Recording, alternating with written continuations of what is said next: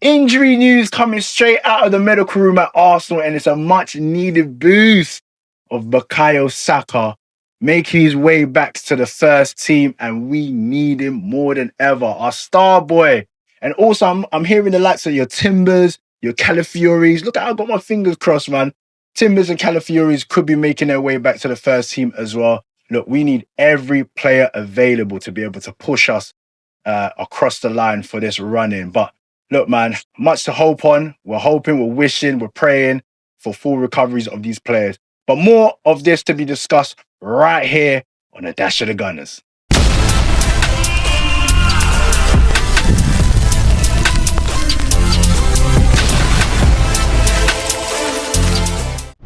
Hi there, guys. It's your boy, Dashiki Dash, and welcome to a Dash of the Gunners. Oh, man, you already know this. Where I talk about all things Arsenal related, hot topics, and trending stories. Now, today I've got the news regarding an injury boost. We've got some good news coming out of the medical room, and that's Bukayo Saka, who seems to be making his way back to the starting lineup, and a few other players that could also be making a return.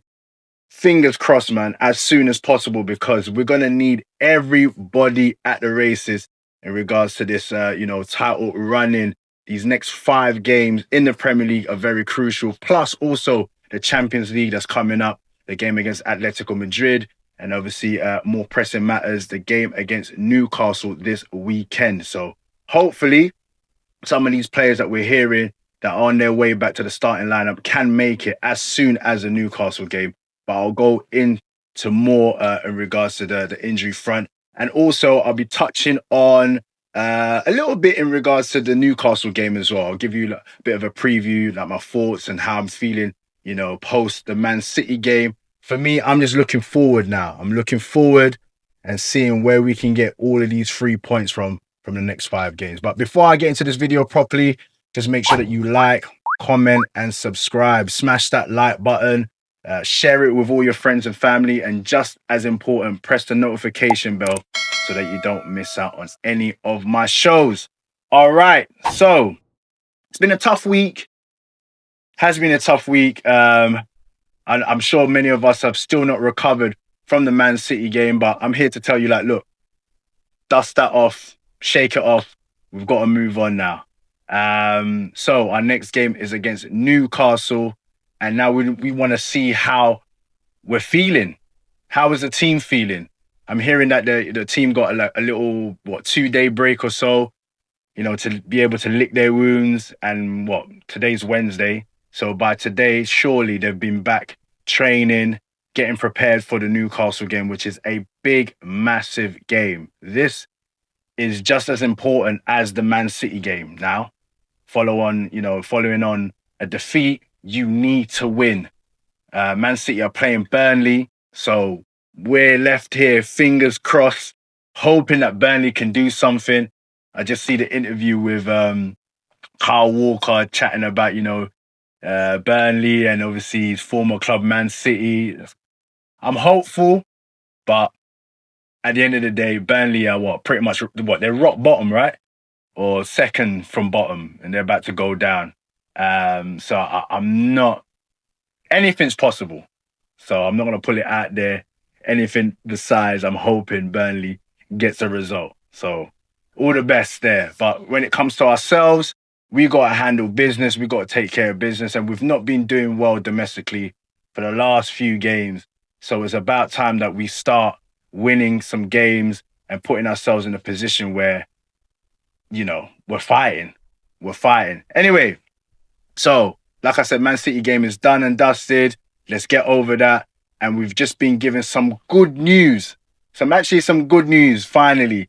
And that is the news of Bukayo Saka making his way back to the starting lineup. Initially, when I heard the news and I saw on the socials, I was like, oh, man, he's going to be back. Then the more that I was reading and listening to other people that were much, better informed in regards to what we're hearing, he could be back within the time frame of a week. So it's just been recently announced. I don't know if it's this week leading up to the weekend, or if it's a week where, next week when we play Atletico Madrid. So I'm hoping that he's available this weekend, even if it's a case that he's not starting, but just to be able to see him on the bench would be fantastic. The likes of Timber as well. We're hearing that they're not far off. Some other good news as well. We're hearing the likes of Marino, who seems to be upping his load in regards to training. Apparently, he's not feeling any pain in his foot anymore. But that one is pretty much a long shot because he's probably about a few weeks, 5 to 6 weeks away. So, if anything, if it was a case that we got to the latter state, well, literally the final of the Champions League, possibly he could be available then. But I reckon that there isn't enough games left for Marino. But it's just good to be hearing that he's back. He's back at the training center. He's doing what he needs to do to be fit. But in regards to the two players that I mentioned just prior to Marino, Saka and Timber, those are the two players that we dearly missed in the game against City. On that right-hand side, as I said previously, although Saka hasn't been the greatest version of Saka this season, still a player that, if you have him in his team, you never know what could happen. He's still capable of moments that we've been missing, that we've been dearly missing. So I'm hoping those two can make it back. Saka, in regards to his injury, it's an Achilles issue. So when I first heard we weren't really told in regards to his injury, right? We were just told he's having a break, he's resting, especially during the international break, that he was feeling fatigued. But then those type of news in regards to long-term injuries can't be held off for very long. And then it was pretty much announced that he's been having an Achilles issue. I didn't know what kind of Achilles issue it was. Usually it's an Achilles issue and you're just like, goodness me. You fear for those because if you ask any athlete, player, having an Achilles issue is it's probably one of the worst things that you can have because it depends on the type of Achilles problem that you have in it. If it's like a tear or snap or something like that, then you are pretty much out, as we've seen with Ekatike. And I hope, I'm wishing him a speedy recovery, man. I've seen him. He's already post-op. He's nursing himself back to full health. He's out for the World Cup, unfortunately, but these are the things that you don't want to see. So immediately after that, after Ekatike's injury, then we're hearing that Saka's had an Achilles problem, and you just think to yourself, goodness me. But there's one lady that I've been seeing on TikTok or all the other socials or whatever, and she was breaking things down really properly. So the type of Achilles injury that Saka has is it's not a tear, it's not snapped or anything like that, but it's like a consistent issue that he's been having with his Achilles where the amount of load, the amount of work has been affecting it, wear and tear, and that he's had a lot of pain in that area. So obviously when he's playing, he can't push off, he can't explode, he can't run properly, and then also having heavy pain post matches after games. And if you remember, even Henry was saying he suffered an Achilles issue for about 10 years, which consistently after game, he's going through mad pain, he's having to deal with it and stuff like that. So once we heard that this was the issue, or once I heard this was the issue with Saka, I was thinking, oh goodness, no, because this could pretty much write him off for the rest of the season if he's not being able to get over it. Now that we're hearing news that he's close, which means that hopefully what he's been doing in terms of progressively upping the load in terms of his training and, the physicality that's needed to obviously get back, it seems like we're on a road to full recovery. Well, I wouldn't say full recovery, but we're on a road to recovery. Now, the lady that I was talking about on the socials, she was saying that she's getting a lot of backlash and pushback to what she was saying because of the degree of or the state of the injury and what it could result in, which is usually a lengthy injury. She was also saying in best case scenario, yes, it would be a case where they'll up his load and just see how it goes. And then he could make a, full recovery, which it's looking like that way. So people saying, no, but you said it was a long-term thing. No, she gave you a degree of, or a scale from worst case scenario to best case scenario in it. So we're at that point where it seems like it's the best case scenario and he's going to be making his way back. And hopefully, for whatever he can contribute from now to the end of the season, we need the best possible version of Saka. And we need to get him on a pitch as soon as possible. You know what I mean? And hopefully, it is a case where he's able to recover, do what he needs to do for Arsenal. And then, hopefully it doesn't also affect him in regards to the summer when it comes to the World Cup. But which was another thing that I was thinking of regarding injuries, our players and injuries. Do you reckon, there's a question for you guys, do you reckon that the players, in the back of their minds, they're thinking to themselves, man, the World Cup's like in the summer. I don't want to push myself to the point where, I can miss out on a World Cup? Or do you think that the players are just thinking, nah, man, we got to go all out for our clubs, especially when it comes to Arsenal? Obviously, if you're not fighting on all fronts or you're not fighting for anything in regards to trophies, you might have that mindset. But I'm talking specifically for Arsenal players. Do you think that they're going into matches, even though if they're injured or not, they're worried about maybe getting injured and missing out on the summer? Because as fans, we're selfish. We're thinking, boy, like even if you're feeling niggles, even if you're not feeling up to it, or you're feeling sick or whatever, you gotta play, man. We need you. Shout out to Declan Rice, and he was ill, like, a couple of days before. What match was it? Was it the Champions League? Yeah, it was a Champions League game, innit? But he still made it to the match. He was just like, nah, you can't miss out, even if he wasn't feeling well. He's just trying to go all out. So if that is the mindset for players, kudos to you guys, man. We appreciate it. We appreciate you guys putting yourselves, putting your bodies on the line for the cause, for Arsenal, and for us fans. You know what I mean? So we're just hoping that all the efforts that you lot are making, can come to fruition for us to obviously win this league. But yeah, man, that's it in regards to the injury front. We've got a bit of an injury boost. Hopefully, fingers crossed, these players can come back as soon as possible. Just to give you a bit of a preview in regards to the Newcastle game. As you know, as I've mentioned, it's an important game. We beat them last time at home, but normally I always find, well, last season, sorry, but normally I do find games against Newcastle, just for some reason, man, they just like to come and turn up against us. They just love to come and turn up. Now, look, Newcastle have not been playing well this season. I don't even know where they are in the league at the moment, but I just know that it is going to be a tough game.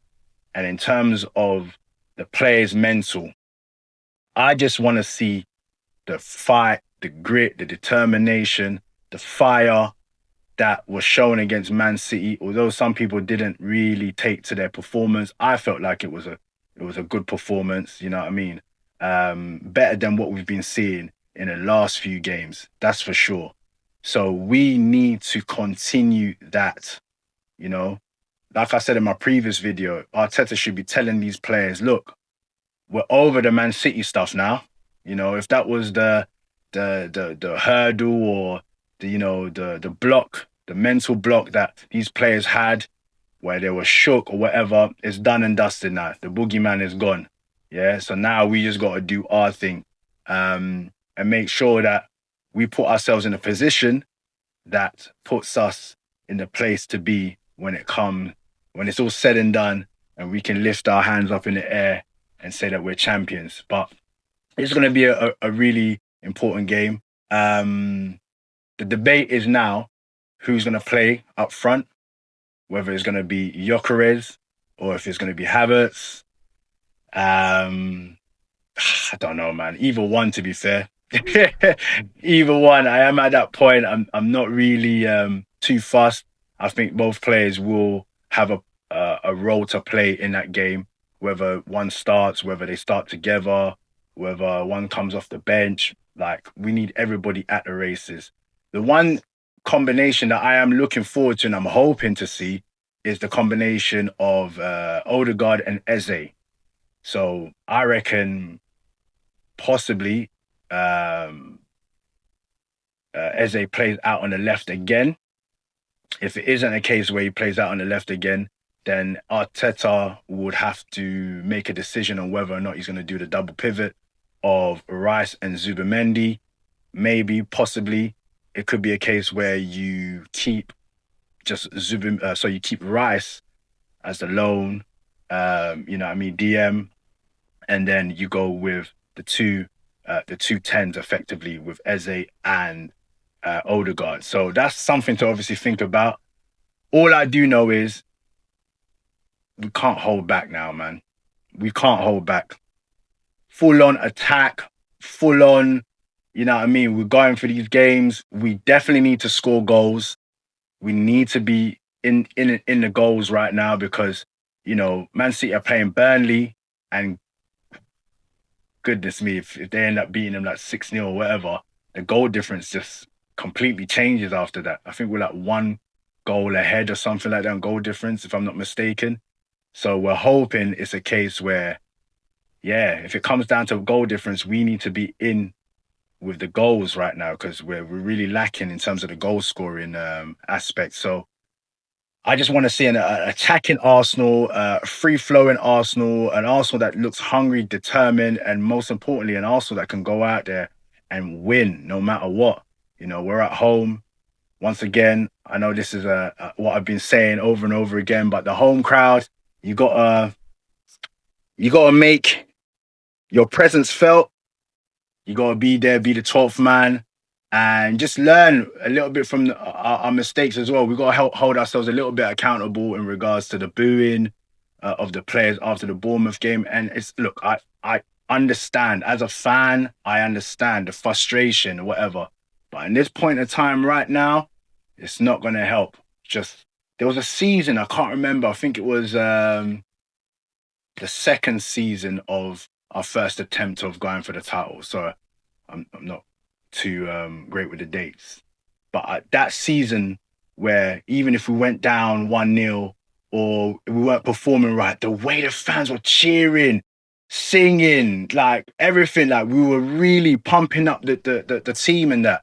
So we got to get back to that because we're going to need every ounce of energy, spirit, you name it, everything. You know, it's really come down to that, man. Like the power of positivity is needed at the very most. You know what I mean? So hopefully everybody's on the same page. Hopefully we can go out there and you know, give the fans what they've, you know, been craving for, and that's a good performance. But most importantly, it's just the 3 points, man. We need those 3 points. We're literally gonna have to be taking things game by game. Yeah, game by game. But it's still an exciting prospect. It's still an exciting period of time. We are still top of the league. Current, we're 3 points ahead. You know what I mean? And we're in the Champions League semi-final. And we're about to, you know, get involved in the first leg of the semi-final against Atleti. So still lots to hope for. You know, we're still dreaming. And yeah, man, the next game is against Newcastle. I'll probably do another video in regards to just getting more clarity, especially after Arteta does the pre-match conference, match conference. Then I know we'll probably be a lot clearer in terms of the personnel that's available, the players that are available. Will Saka be available over the weekend? Normally Arteta, you know, keeps his mouth when it comes to injuries and stuff like that. So I doubt that he'll give us all the news that we want to know in regards to injuries, but hopefully he gives us a little bit for us to be able to hang our hats on and hoping that Saka is available. Anyway, I'm going to leave it there for now. So like I said, the injury boost is Saka is available very, very soon for the first team, and we're hoping the likes of Timber as well. Oh, I'd even mention Calafiori as well. So, you know, we've got to look out for him and see whether or not he'll be available for this weekend as soon as possible. But yeah, man, if you like this video, appreciate your time. Make sure that you like, comment, and subscribe. Let me know what you're thinking so far, man. And are you looking forward to the Newcastle game and the games after this? Or have you given up? Are you one of those fans that just think you're thinking to yourself, I'm done with this, man. I'm done. Or are you one of those fans that are just like me right now? You know, it's not over until it's over. Yeah.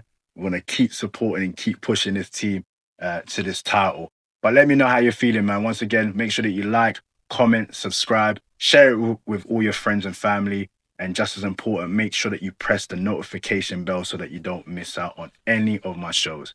Until the next time here on A Dash of the Gunners, peace.